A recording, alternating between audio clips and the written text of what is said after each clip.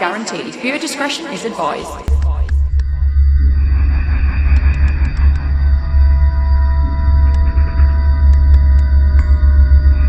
Hello, Ali. Hello, Helen.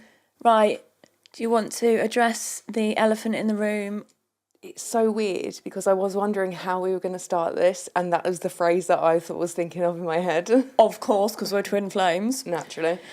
Yes, so anyone who is watching, I currently have a giant plaster on my face. Yeah. I haven't cut myself shaving. And also, it's not just a thing you're doing, like... Yeah, well, I mean, I was trying to bring back Naughty's Nelly, which is quite funny because my childhood nickname was Nelly. Yeah. Just spelt slightly differently. Well, for me anyway. Yeah. But no, I had a dermal anchor, so a piercing, and I have to wear a plaster for a few days, and it is the most hideous fucking plaster. It's like contour gone wrong. Yeah. I honestly thought Wes was just doing this for me, just to take the piss. I had it done at Penny Royal by Wes, our friend. So Penny Royal is a tattooist and piercing studio in St Neots, and Wes start again. You're good. Touched up Bathew. Yes. At the same time. Yeah. Well, not at the same time as me getting pierced. But yeah, and then Wes, I've been thinking about dermal anchor for a while, and yeah, Wes did it. And I watched. And you watched, and I bled like a bitch. You really did. But again, partly my fault.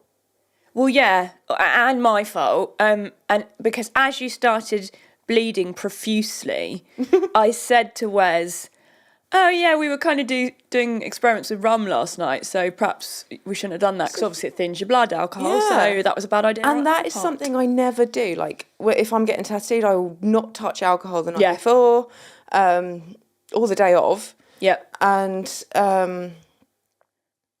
just for some reason, it just kind of went out of my head yesterday. And, you know, I was helping to disinfect my 3 holes that I have in my mouth now. Yes. So, and we sort of said that actually the gin particularly was what you were swilling your mouth out with.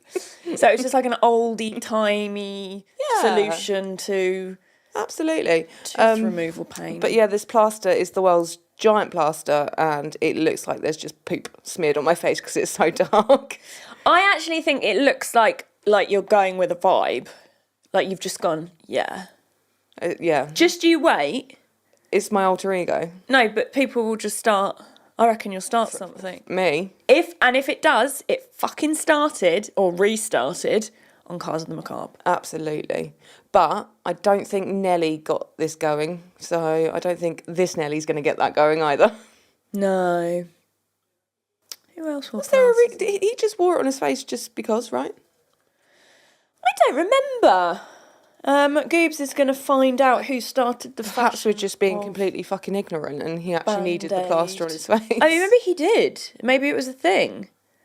Oh, yeah, to cover a basketball injury. So it was for a reason. I love that. I feel like, I mean, I've got enough scars on my face from years of acne, so I could just put them anywhere. Oh, sorry. I'm going to try and find some, like, slightly smaller sort of novelty ones. But he did say, because it's supposed to, the reason why you've got the plaster on is to keep it in place, isn't it? So that, like, your skin can sort of tighten around it. Absolutely. So surely you shouldn't remove it. No, you can change it. Okay.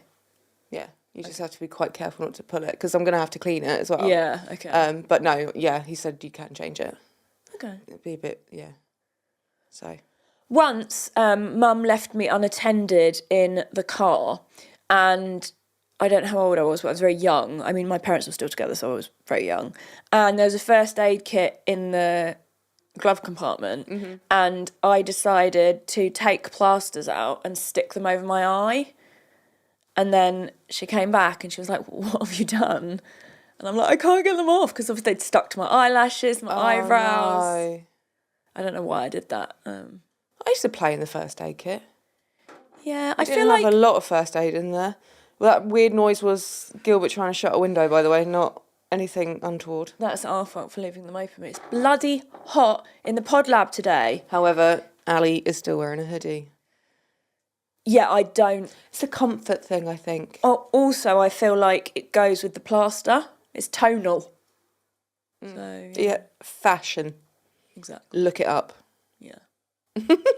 Start just wearing plasters all over me.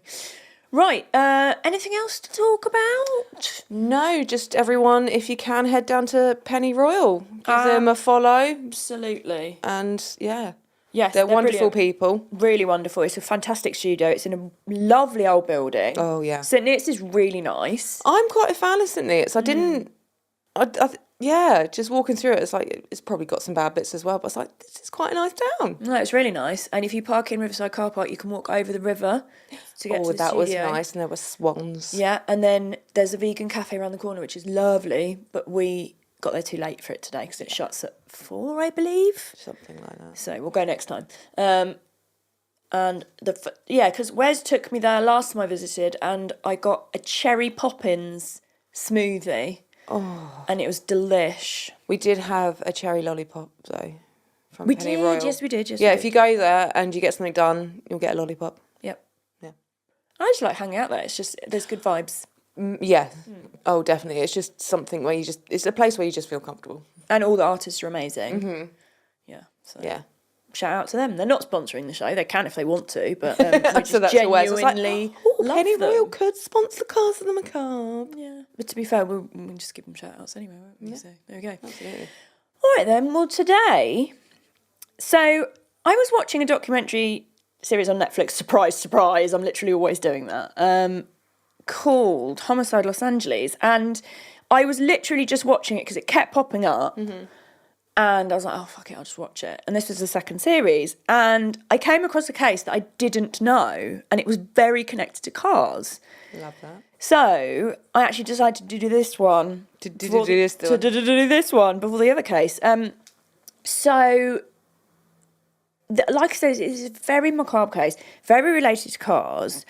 And after watching it, I can't believe I hadn't heard of it, because it was a really big thing that happened. So have you or Goobs ever heard of Mickey Thompson? Thanks, Reg.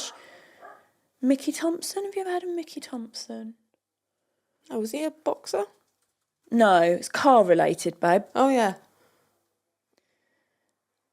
Only when you just Googled him. Okay. So I did know of him, and I knew of him through tyres. So he has a tyre brand. Oh, okay. And would call them Mickey Thompsons. So they're very famous off-roading tyres. Okay. And also wheels and things like that. So that's how I knew him, but I didn't really know his history, and I definitely didn't know that he was part of a macabre case. So Michael Lee Thompson was born on the 7th of December in 1928 in a place called Alhambra, California, in the United States. He bought his first car at 14 years old, which was a 1927 Chevy that he purchased for $7.50. Fuck off, really? Isn't that amazing? And he was 14? He was 14. Imagine buying a car for $7.50 now. Imagine buying what can you get for £7.50 these days? Well, nothing. Not a lot. No. Possibly a coffee? Yeah, but Could you get a coffee for that? Yeah. Like a big one for that. Yeah. Oh, definitely. But you couldn't get much else for that. No. So in his early 20s, Mickey worked as a journalist for the Los Angeles Times while pursuing hot rodding. And for anyone who doesn't know, the term hot rod relates to a car, generally speaking, a classic, especially in my mind, that's been rebuilt and or modified with a bigger engine and optimised for speed and acceleration. Yes, that's what a hot rod is. Ah. So he's really into cars, literally from day dot. Mm-hmm. Bought his first car at 14, got straight into hot rodding, which is amazing.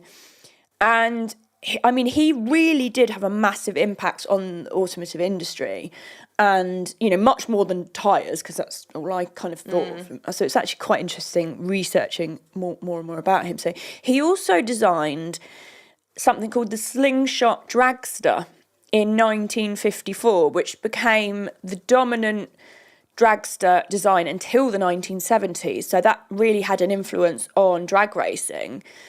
which he was involved in when it was a very new sport back then. Okay. So, that's very, very cool. See, you say drag race, instantly I go to RuPaul.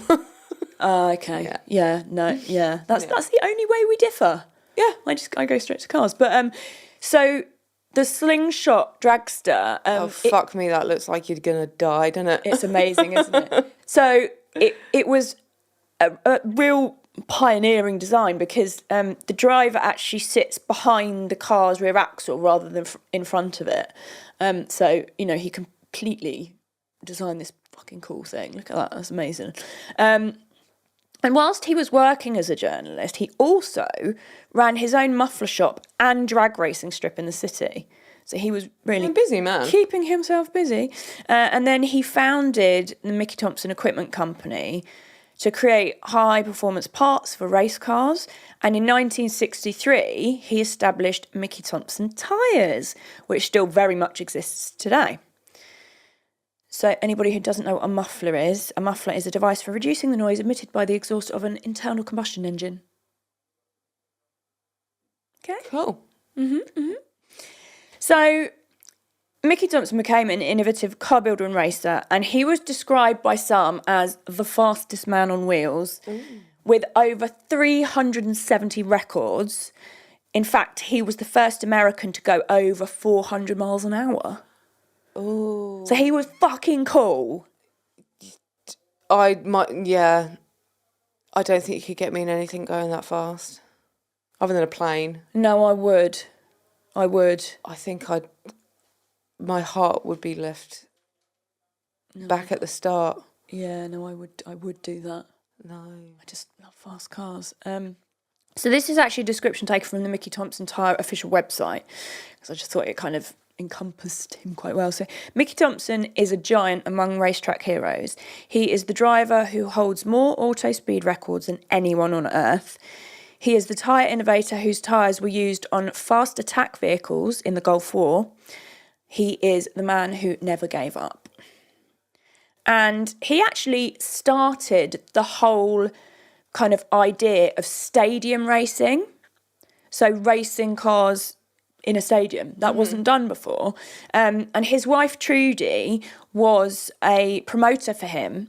And his son, Danny, also raced. So they were a very car-orientated family. Awesome.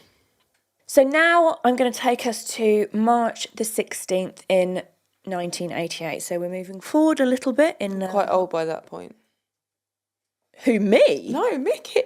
Oh my God! I thought she said, you were quite old at that point. And what are you nodding for? I just went quite old at that point. That was it. Why would you think it was? You weren't born then. Yes, I was. Oh yeah, I was. Yeah, you were.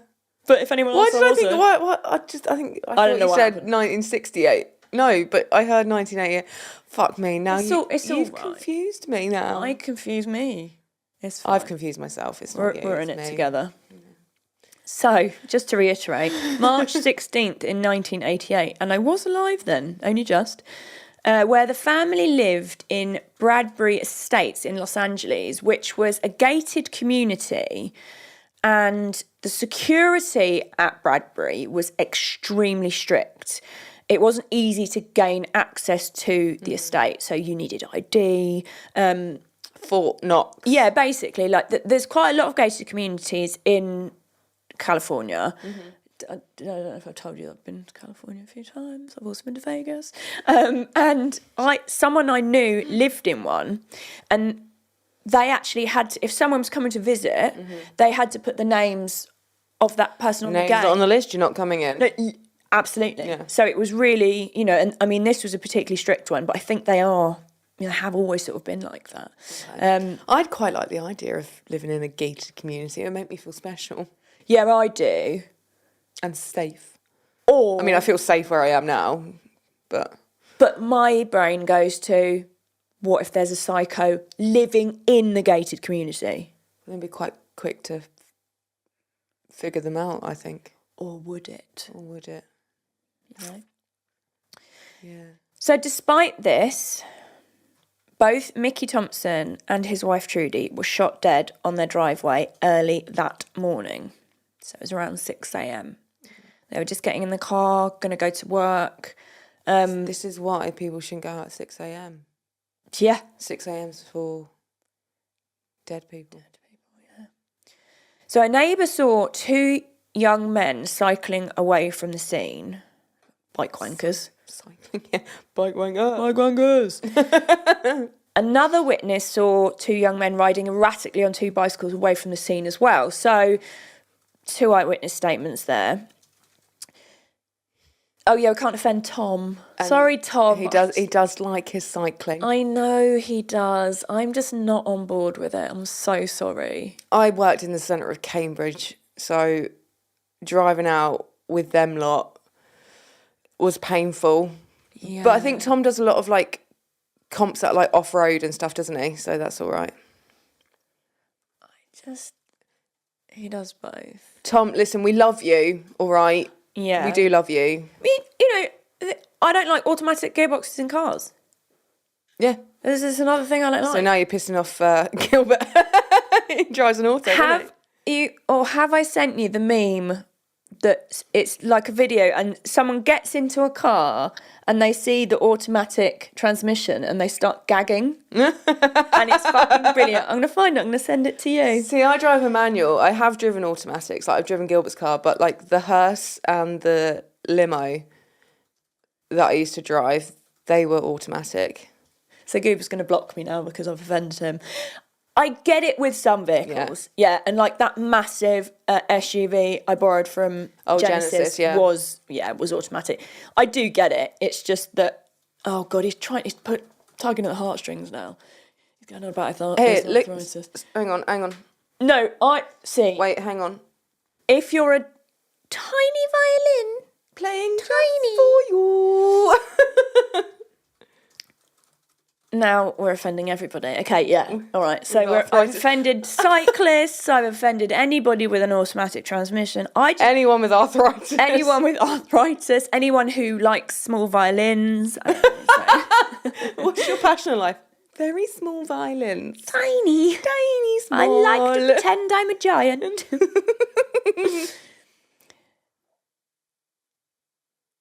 I don't know. I've just fucked something up. Sorry, for people who aren't watching this, I keep looking at Goobs because he doesn't appear on the podcast. But he writes us He's notes. just off the side and he writes us notes on the monitor.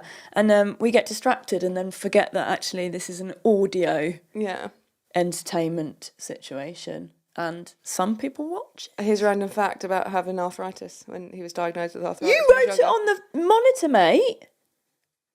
Anyway, shall we? Let's get back to... Okay. All right. Anyway, back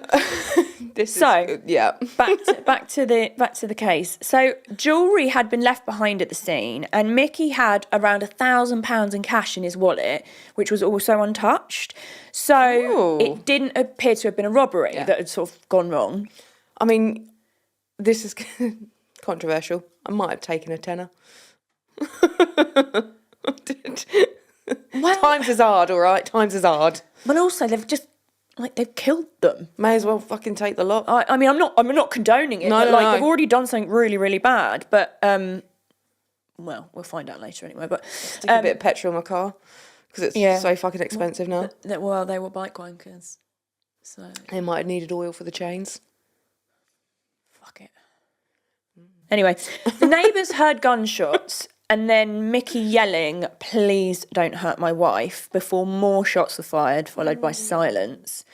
And when the bodies were discovered by police, this is so sad, Trudy appeared to have been trying to get away, and Mickey died looking towards his wife. They were really in love. They were honestly they were sort of like hashtag couple goals. It's just, not that it's nice anyway, but the fact that they were so in love and, had a lovely marriage and A stun gun was also found at the scene, as well as orange peels, suggesting that the perpetrators had a snack. Yeah, basically. Or need to get that vitamin C up. Yeah, they'd just been waiting for them to come out of the house. Yeah. Just casually waiting to stun them and gun them down. Oranges, the snack of the killer people. Well, yeah. Well, I mean, they're obviously quite sort of fitness conscious because they're eating oranges and they're getting And they're cycling.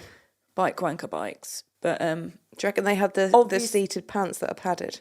Maybe. But the thing is, on a serious note, obviously, with it being a gated community, it would have been a lot harder to get in and out of the car, wouldn't it? So maybe that's why. So if it wasn't a robbery, what was it all about? The media was all over this case because the victims were so high profile. And news helicopters even showed footage of the bodies on the driveway. Oh my God. They had been covered up, but like you could still see a hand and like it was just a lot, you know. I don't feel that was appropriate. And it was a very, very high profile murder. So looking at possible suspects, number one suspect was a man called Mike Goodwin, who was also in the racing industry and was a one-time business partner of Mickey Thompson. And they had been working on stadium racing events together, which included introducing indoor motorcycle racing events. But this ended when Goodwin ran up bills, didn't pay people, and was basically an arse. Oh, that sounds slightly... That sounds like people who work with me. Who does that? Yeah. So this then began a long and bitter legal battle between the two.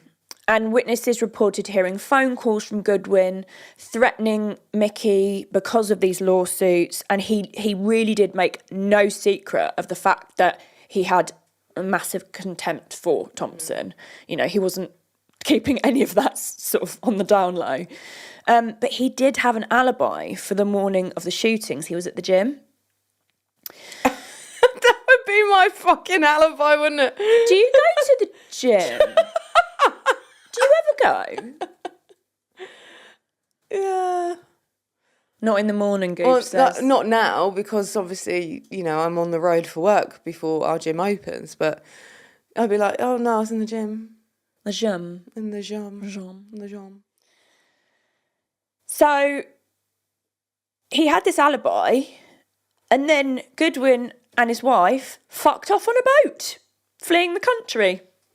Again, so I know, dodgy as fuck. So he couldn't be questioned any further because he'd gone. He had sailed away, quite literally. But could they not get him back if they still needed to question him a bit further? Obviously, he's not charged with anything. But the thing is, just because he was at the gym doesn't mean he didn't have a hand in it. Does that make sense? Yeah, but then he's obviously fucked right off before anyone can possibly get any evidence if it was him. You know, it's like... Again, yeah, but you stay suspicious about that. Don't be suspicious. Don't be suspicious. So unfortunately, without any further evidence, the case went cold. You're right, mate. He's very confused about we started. I'll send you the meme. Is it a meme if it's a video? No. That's only a meme if it's a still? Well, no, it can be a moving thing, but it tends not to be long. I'll send you a memeing of it. It's funny. It's just two people just... Don't be suspicious. In a graveyard. Don't be suspicious. Don't like be trying suspicious. not to be suspicious, but they end up being really suspicious, which is what we would do. It's fine. I'll send you the memeing. So yeah, there was no further evidence, and so the case went cold. Shit. Yeah. It's crazy, the thing is, why are there not cameras? If it's a gated community, surely cameras would have picked these fuckers up. Yeah, but it was 1988, and it's not Britain. We've always had more cameras than anybody, haven't we? So we would be like, there'd be CCTV. It's a gated community for the rich. Yes, but so there would have. I mean, surmising. I reckon there probably would have been cameras in the on the gated bit that you come in, where there would be also a security guard. But then, you know, residents aren't maybe going to want cameras on their driveways. That's a thing now. They would have had to be let in. Not necessarily on bikes. They were on bikes, don't forget. So they could have snuck in. Yeah, but the bars aren't that wide because there's no point in having them because then you can fit a person through there if you can fit a fucking bike through there. I wasn't there, so... Why not? I was too young. It's not an excuse, Helen. I'm sorry, I need to know. So, fast forward to 1994, and the cold case unit of the LA County Sheriff's Department passed the case over to two new detectives who take a look at the case again. So, fresh sets of eyes. You know, they might find something that other people overlooked. So, as well as Goodwin being a suspect, another possibility could have been the connection to a guy called Scott Campbell, who was Mickey's nephew, and he had actually been murdered in 1982. He was thrown out of a plane by a man named Larry Cowell, pertaining to drugs and his involvement in such things. Fuck me, imagine that. You're just seeing your death coming towards you. So scary. I wouldn't be in the fucking plane in the first place. So Mickey Thompson actually testified as an expert witness against Larry Cowell. An expert witness? Yeah, expert witness against Larry Cowell in the murder trial. And Larry Cowell was involved in the world of narcotics. He was a drug dealer. He was also involved in racing. Oh. And his trial ended around 8 months prior to the murder of Mickey Thompson and Trudy Thompson. But, you know, as good a lead as that was, it didn't go anywhere. Was he not put in prison for that murder then? Of the nephew? Yeah, but it could have been related to it, though. Oh, so there could have been. Because there's a couple of connections there. I mean, the big one is the murder of Mickey's nephew. Yeah. Nephew. And then, obviously, you know, Mickey is a In witness racing, and it's drug-related. There's lots of people, there's gangs in, you know. So, yeah, this lead didn't go anywhere, so the team focused their attention back onto Goodwin. Who's scarpered. Who has scarpered. So, just going back a year. So, in 1993... Goodwin had been sent to prison for fraud, so he's obviously come back at some point and got caught. So he's back in the country and he's in trouble again. So the cold case detectives went back and spoke to witnesses of the murders just in case something was missed. Yeah. Because, it's easily done, isn't it? They spoke to a lady called Alison. Not you, but another Alison.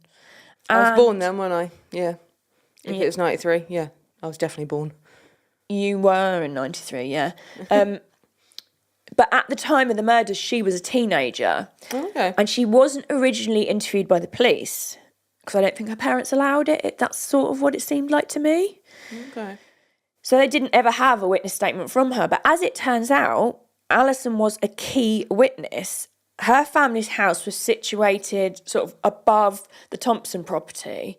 And Alison told detectives that on the morning of the murders, she heard a loud scream and looked out the window to see Trudy Thompson crawling on her hands and knees down the driveway, while Mickey Thompson was kneeling with his hands raised, begging two men not to kill his wife. Alison then saw Trudy get shot before the shooters turned on Mickey. She described the same two suspects previously reported, who then fled on bicycles. So this corroborated... Excellent. Corroborated previous eyewitness statements, but detectives needed hard evidence to tie the two suspects back to Goodwin. But isn't that mad? Like, she saw all of that and had not been interviewed. Yeah, that doesn't really make very much sense to me. Why she wasn't fucked her up as well. That's a horrible thing to see. Well, yeah, exactly. But what if it was her parents saying no to being interviewed? But I can't. It wasn't very clear. No, but if it was, why? Oh, I don't know. Who knows? Maybe they thought it would disturb her, but then she'd already been disturbed by seeing the two bloody murders. Seen it. Yeah, I don't know. That's just me surmising. Again. So, Mark Lilienfeld. Mark Lilienfeld, a lead homicide detective on this case, decided to follow Goodwin to an airport. So Goodwin was really in their sights, and they were sort of just trying every way they could to get some sort of an idea of his personality. Yeah. What is he like? He's obviously a bit of a gobshite, all the things. So followed him to an airport where the detective posed as a regular passenger, hoping to talk to him and maybe elicit some information, because he did like to talk and talk and talk. So narcissists do, and usually people in those kinds of positions are massive narcissists. Yeah, and probably a sociopath. I'm just guessing, obviously. So he had a tape recorder with him because, he's fucking stealth, and why wouldn't you have a tape recorder with you back in the day? And Mark described Goodwin as talking bullshit, making grandiose claims and making up stories, which show detectives that this man isn't a truthful individual. Mm-hmm. So, it's giving them sort of an idea of his self. So Mark Lilienfeld then decided to use the TV show America's Most Wanted to generate tips, hoping to identify the two shooters. In the documentary, he does say that he used this method in either another case or other cases. Okay. And, when you have something like that, you'll get a lot of people ringing up with talking crap, absolute shite. Yeah.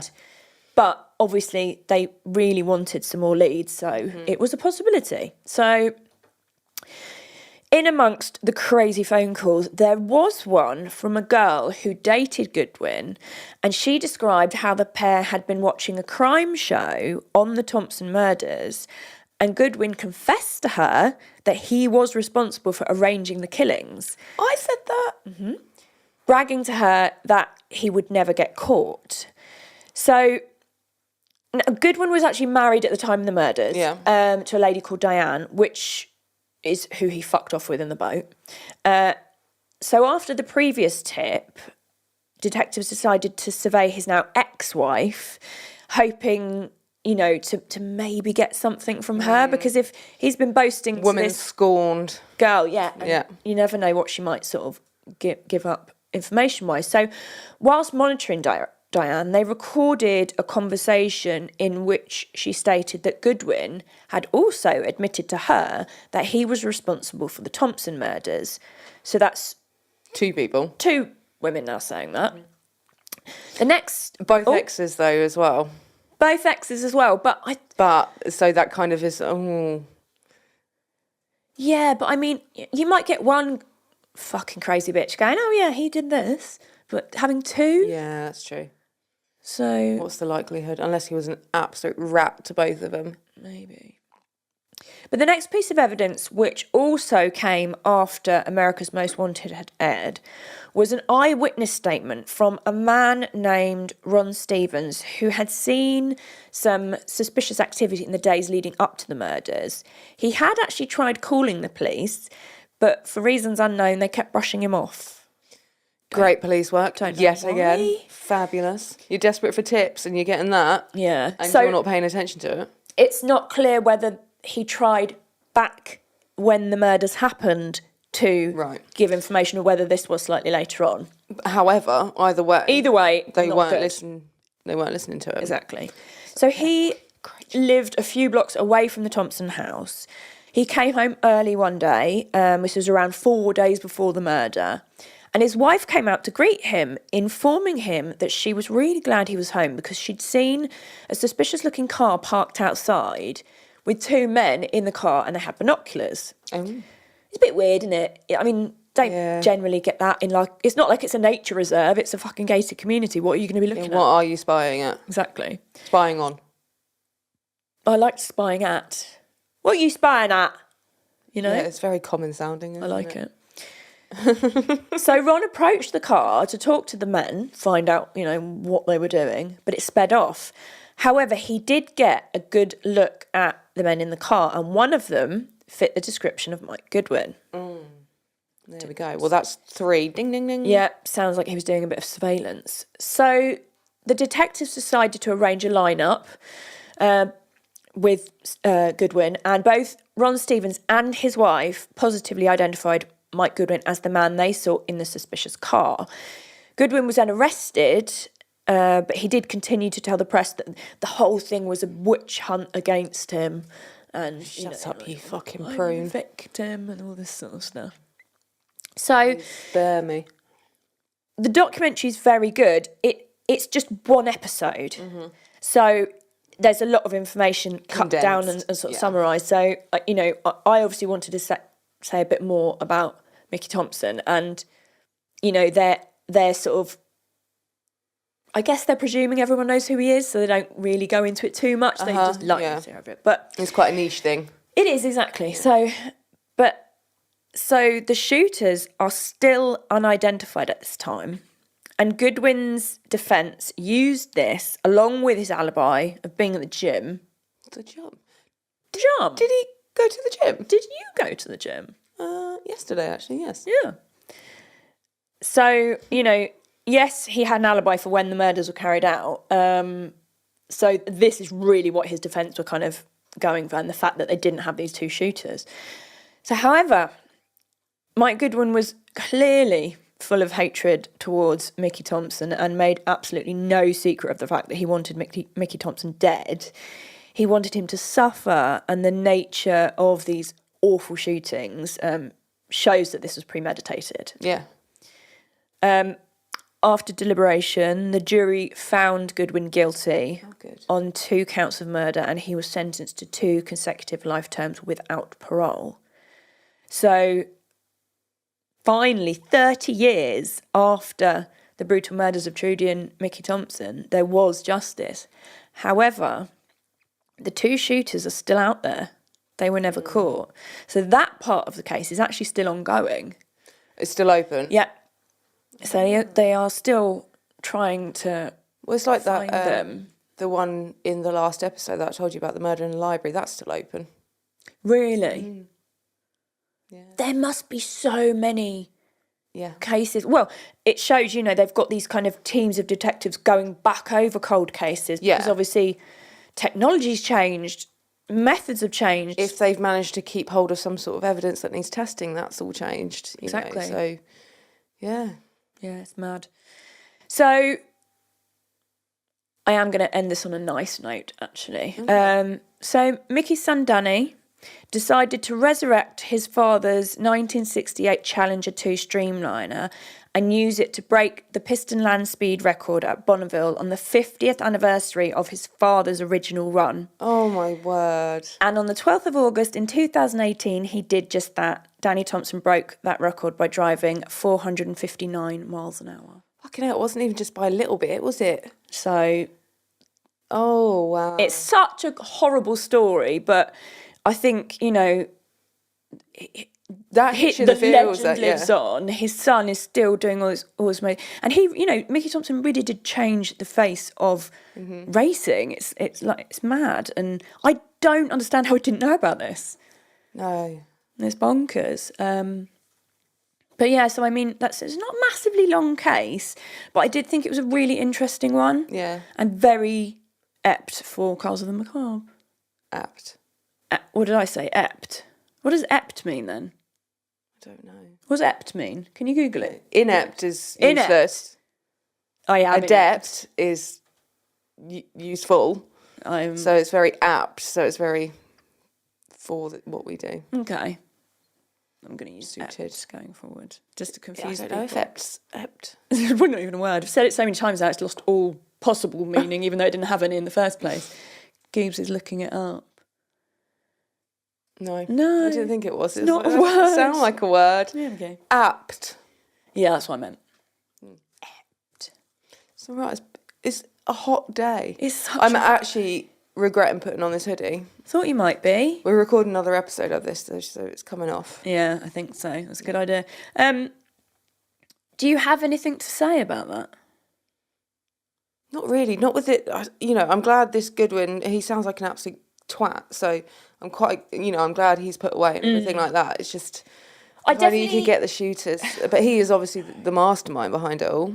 Yeah. But... And the shooters were probably people that did it for a little bit cash. Yeah. They are not functioning members of society. Probably very low level criminals. Bicycles. Generally. But I would definitely recommend the documentary Homicide Los Angeles. And so I started watching series 2, but there isn't series before, and they are quite short episodes and they are very concise. So, if you do just want like a hit of true crime for your bad self, go for it. It's pretty good. So, do we have random facts today? I don't think I have one. Do you want me to start? Yeah. This is probably the most random fact I've ever talked about. Okay. So I absolutely love the smell of germaline.